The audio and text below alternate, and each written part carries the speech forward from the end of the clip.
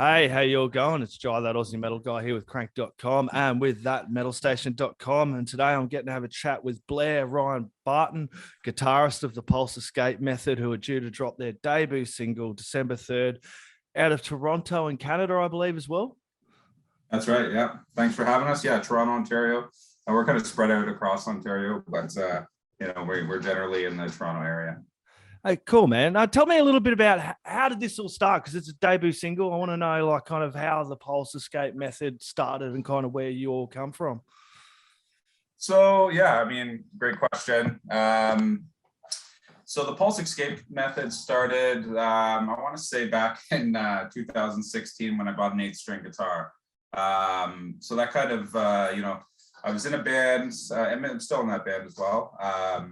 And when I got the 8-string, after I got used to it, just started to open up a lot of new doors for me, and really changed my approach to songwriting and just how I saw music in general. It was almost like I was sitting in front of a keyboard, like a piano, when I started writing music. And I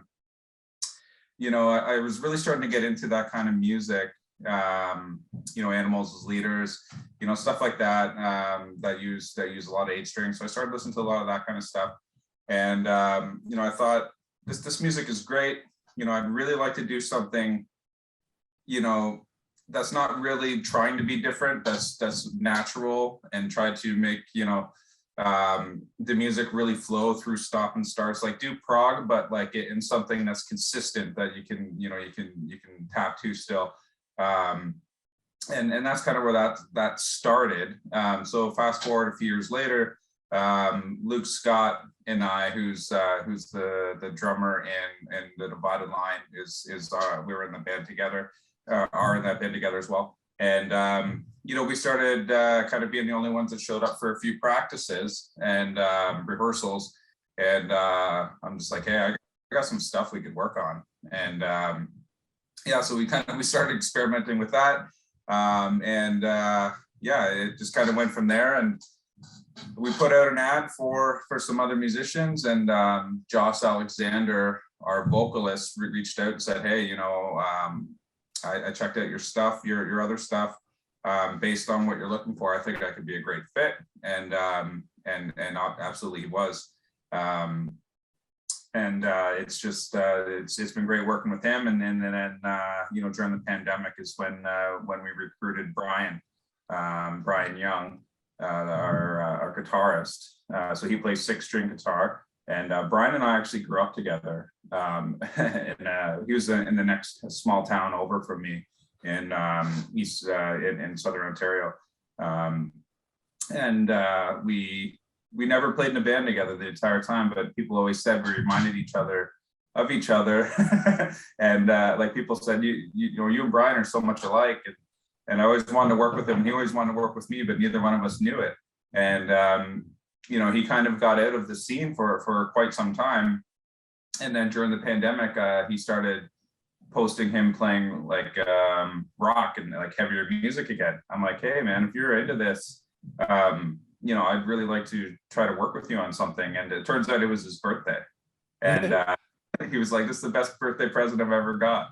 And he came in and he's been amazing. And it's just been a fantastic fit. And we started recording shortly after that. Yeah. So what's it been like, through this time of the pandemic? You did kind of touch on it there. How has that been for you guys creatively? You said just to spread out. So he's still able to kind of work like probably digitally and do a lot of music as well. Yeah, absolutely. So, for the EP that we have, Luke and I put together the basic kind of structure of that. We went actually recorded the music for it. Our friend Duncan Stan, he's in a bunch of bands, but he's primarily in a band called Earth's Yellow Sun, with some friends of ours. And he came in and played bass, and the three of us went in and recorded with no vocals, put down the basics of our what we have so far for our EP. And that was right before the pandemic hit. So we had that music to go. And Josh, he's a good music engineer, so he was able to record himself and Brian digitally from Josh's house. Yep. And so he recorded the guitar parts and the vocals for these tracks in his home studio, and that's kind of how we've been progressing. So unfortunately, our producer is at high risk for if he were to get COVID. So we weren't able to get in a room with him. It just it didn't make sense for us to do that. And given Josh's skill set, we were able to move forward, and we still are. Yeah, well, it's good to see bands being able to work like this, and kind of it kind of gives it a bit of a different way to work.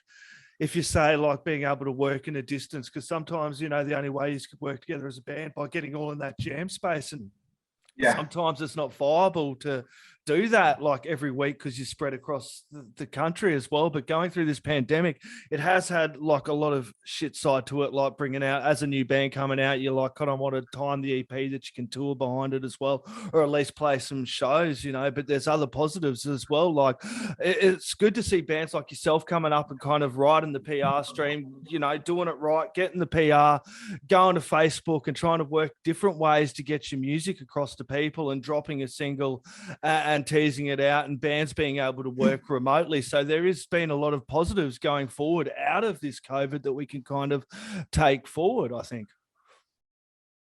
Absolutely. It's really great to see musicians being so resilient during this time.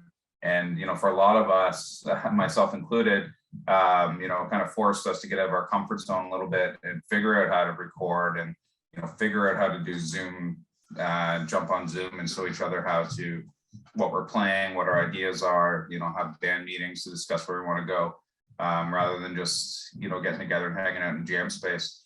Fortunately, when the restrictions lifted, our jam space is pretty central considering. So it's really not far from everybody. So it's kind of like in the middle of everybody. So it actually works out. So it's about an hour drive for everybody. Yeah, first gig, was that in August, or when did you have your first gig? Yeah, we had our first two gigs in Ottawa back in the summer. I want to say it was mid to late August, and so that was an interesting experience. It was really great to kind of get back out and do a little mini tour with the guys, and live it up on the town a little bit, and see some other bands, and talk to band owners, and see other musicians around the scene, and just explore a town that we're not normally in. It was awesome. So our first show, it just felt like there was, this pressure that's been building up for a year and a half. That's kind of fell off a little bit by the time we're done our show. And we had a pretty close to, flawless performance. We're pretty happy with it. I mean, I think the adrenaline was so high that we wouldn't, if we did make mistakes, nobody was holding on to it. Everybody was just so happy to be up there. And I think for myself, the last interview I did before the pandemic in the other band, somebody asked me a question, is what was my favorite part about playing live? And I said nothing. So little did I know that was the last time that I played for 2 years. And I'm a perfectionist, and I want everything to sound like on the recording.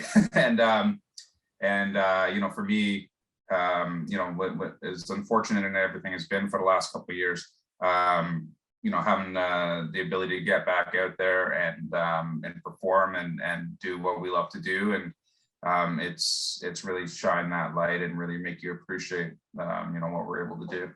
Yeah, exactly. And having that connection with the people that you play the show for. I love the grassroots show. I go to all shows, but the ones I love most are the underground scene, the grassroots, the local shows, the ones where you can go see bands coming up or that have been around for ages in the scene. And then, you have that connection with them. You're watching them on stage, and then you go over, have a chat to them at the merch stand. If you drink, you can have a beer with them or a Coke, and, say good day. And it's having that connection with the people as well. It's something that you just can't compare to anything. The last couple of years have been great to have all these conversations, but going to a show and actually speaking to people has been great as they've been starting to go forward again. Yeah, it's I forgot what it was all about, and just playing so many shows and, all that comes with it, just how much I loved it, being able to, and all of us, everybody was kind of, walking on the sky after the show. And, it was nice to get live reaction from people to tell you what they thought, and that were actually sitting in the room with us. And nobody knew what to expect. Nobody has heard us before. It was awesome. And, we played a few shows since then, and we've got a pretty busy 2022 heading up here. So we're really looking forward to that. Yeah, busy 2022, starting with the Homicide single, which comes out to December 3rd here, or the next day, or something like that. In the middle there, and about a day and a half here in Australia. It should be around the 3rd over there in Canada. But yeah, looking forward to that. I've already had a listen to it, man. It's a killer track, man. Can you tell us about that track? Yeah, so that was, I want to say it's the first track that we worked on, but that's not necessarily true because we're kind of experimenting with some stuff. But it was the track that was brought to the table when we decided to do this. So, we had other songs and other songs on this that will be on this record, that were started before that we're kind of messing around with. But we said, okay, we're going to do this, and it was actually Luke's idea to, we only had Homicide and a couple pieces to some other songs ready, and he booked studio time for 2 months down the road. And I was like, are you serious? You want to do this? He was like, yeah, let's just set the target and let's go for it. And, we'll put all the music down and we'll find a singer after, and we'll get a bass player to play on the record. So Homicide came to the table. Pretty much the way, it was a little bit different than the way that I would normally write music, because Luke and I really wrote it together. Normally I would just show up with the riffs, in the other band that we play in, the bass player and I have a really great connection, and we would work on those riffs together and kind of come up with, some melodies and some riffs and like how we're going to play off each other. But this one was just really raw, and we just really wanted to pound through the songs, and still have the dramatic drop offs and the intense grooves. And we really paid a lot of attention to what each next step was going to be like. And we thought if we wrote a song that kind of gave all of our intention, it's not the most well-rounded song we have, but it has the most intention of what we want to do, if that makes sense. Yep. So, there's some crazy stuff I was listening to that at the time was like, I think, when I started kind of working on those riffs, I was listening to like $3 Bill Y'all by Limp Bizkit, a bit, kind of with where they're at now. But, it was funny. I just wanted to drive it. That album has a lot of drive to it. It's really, really punchy, and it's got some really raw riffs in it. And Wes Borland's one of my favorite guitar players. I'm not a huge Limp Bizkit fan, but definitely of Wes Borland. But that album still kills it to this day, and I want to say that was an influence for that song for sure. Yeah, well, it's funny that, because I think that was one of the only Limp Bizkit CDs I actually ever owned, was that $3 Bill Y'all, and I played the absolute fucking hell out of it. Yeah, it's for me too. I'd seen that. This is gonna date me a little bit, but I'd watched them play with Korn when they only had a 3-song demo, and they opened for Korn, and it was Helmet. It's back in like 94, 95, and I was just this little kid, really shouldn't probably been there. But my friends, they threw the disc, cassette tapes, out into the audience, and one landed right in front of us, and my friend and a guy were kind of struggling over it. My friend headbutted and got the cassette, and we kind of passed it around and copied it, and I played those 3 tunes, and I was really big into them for that first record. And then when they went mainstream after that, I was like, yeah, this isn't for me anymore. But that album is awesome. Yeah, it was, wasn't it? I got to ask, man. I wasn't going to. Where's the name come from? The pulse escape method. Was this just a random, or is there a meaning behind it? Well, when I started writing you know, when I started writing the riffs for kind of what were, you know, when I got the 8th string, and you know, listening to a lot of the music of the, like I mentioned some earlier, the bands that play that kind of style of music, that progressive metal, you know, the 8 strings or double 8 strings or 7 strings, whatever.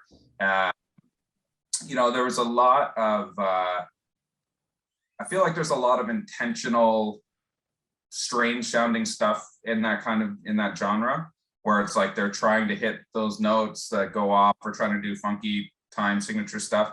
That's not really how I write. It just kind of comes out that way.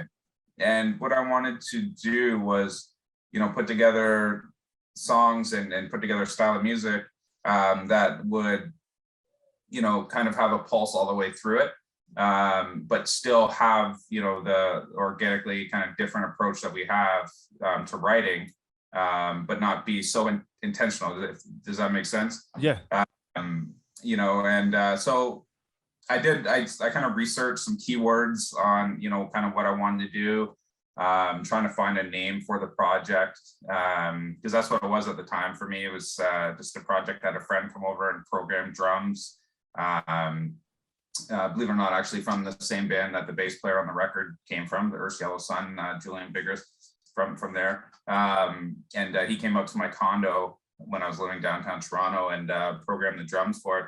So yeah, so I did some keyword researches and really kind of drove into, you know, intention, experimental, but you know, has the start and stops, you know, pausing behavior of axons that, you know, that works kind of with the pulse escape method, and what that is. So it's you know, it is a thing. It's not we didn't make up that chain of words. It's if you research it, it's really quite interesting, and that's kind of how we'd like, you know, that's kind of our approach to the music. If you kind of look up the definitions, quite it's a pretty intense little read. Yep. Tell us about your other band, dude. We were talking about it. We mentioned a couple of times, Blair. I want to find out some more, man. Yeah. Okay. So we're in a band as well called the Divided Line. So you know, we did quite a bit. You know, we haven't done much since before the pandemic. I think 2019 was when we last performed live with as many bands. So we have a ton of material.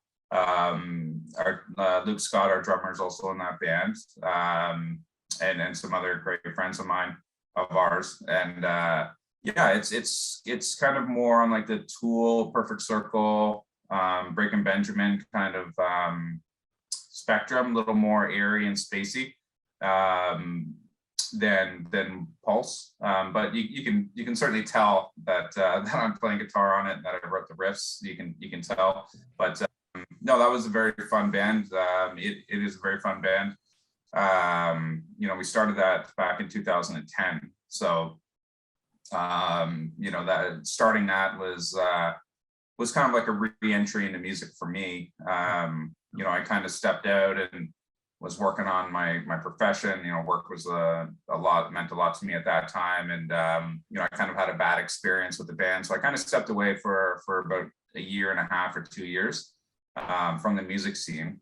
And you know, that wasn't really like intentional, just, you know how it is when you're in a band. It doesn't go your way, you lose some friends, and you know, just the way of life kind of changes, and just like, okay, well, you know, nothing I can find is as serious as I want it to be. So, you know, I'm just going to focus on this, I guess, is kind of, you know, my mindset. And yeah, just one day I just decided it's going to go buy all new gear. and so I dropped a huge investment on tons of new gear, and I just went to work. I actually wrote most of the songs on acoustic and then transposed it later into heavier stuff. So yeah, so that started 2009. Actually, I started writing, and then 2010 we kind of got to work. That's when I met Reza. Actually, I went to high school with Reza Shabath, but we never worked together. Same thing with Brian. And you know, somebody said to us that I was at a Jack and Jill for a couple friends of ours, and they said, you should really, you know, talk to Reza. You guys would really work well together. And we have a joke, we're string brothers, we've always said that. So, we kind of just have this natural connection. We've got, I don't know, 80 songs. I have no idea how many songs that we've gotten over that time that we forgot to. We have a space, like a Dropbox called the Vault, and it's just endless endless. And I think Reza opened that up because he was just tired of me sending him so many riffs, so he couldn't keep up, so he's just a place to put it. So I was back before I kind of got a little more organized myself. Now I send out whole songs before I send anything out to anybody. So, but so that's that band evolved. We have quite a few different band members, but it was always Rez and I, and we had different versions of the band. And Luke, I want to say, started with us, and Luke and Greg Cave, the vocalist, started with us in I want to say 2015. We released an EP, Paramnesia, in 2016. 2016. And earlier that year, released our first single called Breathe, and you can find that on our Facebook page or anywhere really.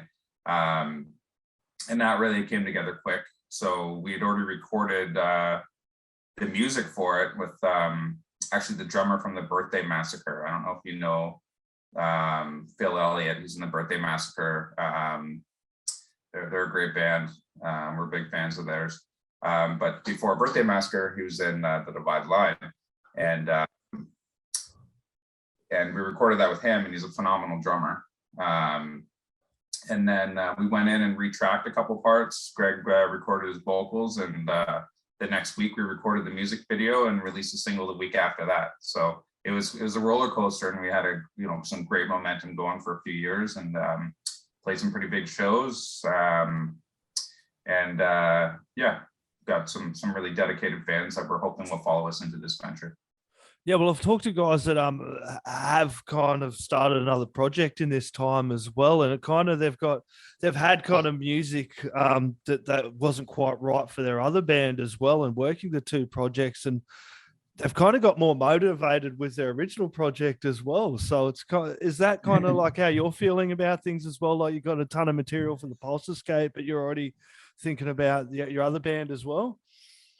Yeah, so I'm super motivated for both. Kind of the way the Divine Line kind of fell apart was, rehearsal times weren't working out. So it was just Luke and I kind of showing up for rehearsals, and that's how Pulse started. And I was writing the material for a couple of years at that point, and I was on and off. Some of the stuff that I wrote for Pulse kind of ended up in the Divided Line vaults, just from working with Reza on, somehow we would end up working on it. So we never did much with those songs. We're actually bringing them back over to Pulse, but sure.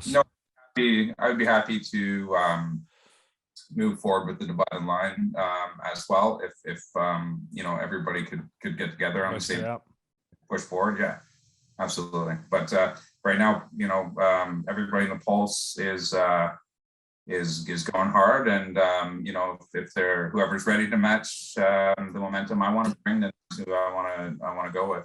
That must feel good though too, kind of going from kind of that position there where it's like where it's kind of reached a, like, I suppose being a little stagnant. You got two guys rocking up to rehearsal and wanting to work, and then now you've got this group of guys that are just keen to throw down and to work their ass off. And sometimes it does take a fair bit of time. You were saying kind of you fell out of music for a while. It didn't feel right, because all of us pretty well doing this, unless you're in the top tier, have another job, a day job, and we're funneling in half our money just to support our music habits, be it bands or merch or whatever. I'm the same. I got a day job just to pay what I'm doing here. So, if it doesn't feel right, sometimes you kind of got to drop off. But then to find a committed group of guys that all realize that in what the scene's about, it must be encouraging going forward with the Pulse Escape method.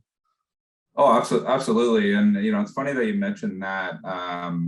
We're really time management is a strength of ours, because we do all have day jobs, actually Luke and I, for separate companies, are both executives for financial services industry. So we both, that's a pretty big responsibility, as you can imagine. And our vocalist Josh is, I want to say, like a nuclear scientist or a nuclear engineer. So we have a lot on our plate during the day, but we make it work. It's just a matter of being able to shut it on and off, for when you can. And it's okay. This is time for this. This is time for that. It's you can't let them bleed into each other, or else you're just never going to go anywhere, and you're going to get discouraged, for one or the other. So. Yeah, I know what exactly that's like. Time management, managing what days I can do this and what days I can't. It's the same for everyone. People don't probably forget that sometimes, how important it is to get along and support your bands that you love, like buying merch, like not just streaming on those platforms, which is great to get up those listens. But what's really good is going over and buying merch and, chucking down pre-orders for albums and EPs when they're dropping, and buying the singles as well, So that being said, I've got to chuck in there, where's the best place people can head over and support you guys going forward? Yeah, so that's a great question. So that information is not yet available. We have so when we release the single, we have a store that you'll be able to buy our merchandise from. So it'll all be Homicide Pulse merch, from t-shirts to whatever you need. I'm not sure when this is going to be live, but we'll be able to share the links with you at that time. But awesome. been asked to not say anything. Nah, cool. We will put this on after it drops. Yeah, after it drops, exactly. So we kind of have a whole strategy planned out. So we have Facebook and Instagram as our primary platforms. So again, we're a new band, so there's You'll see stuff kind of populate through there. We have a very active year. Without giving too much of our strategy away, you can expect to see a lot of content from Pulse, and from starting Friday, and until we can't share anything else. so things are space.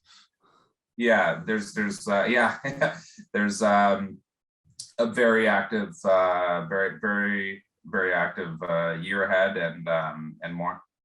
Awesome. I look forward to it. Hopefully get another chat next year. Blair, this has been an absolute pleasure, mate. Did you have any last words, shout outs, or thank yous you'd like to add in there? Yeah, well, great. Yeah, I want to thank our PR team, especially Curtis Diwar. I want to thank our band members, Brian, Josh, Luke, fantastic guys. I couldn't be happier we work with better guys. Our producer, Mike Langford, Duncan Stan from Earth's Yellow Sun for ripping some amazing bass lines on our record. He's just one of the best there is out there. And I want to thank you for having us on today. Absolute pleasure, Blair. Thank you very much, mate. Everyone go check out the Pulse Escape Method. Their single Homicide dropped December 3rd. I will be playing this on the Sunday, a couple of days after. Everyone crank it loud. Neighbours are going to want to hear it. Cheers, mate.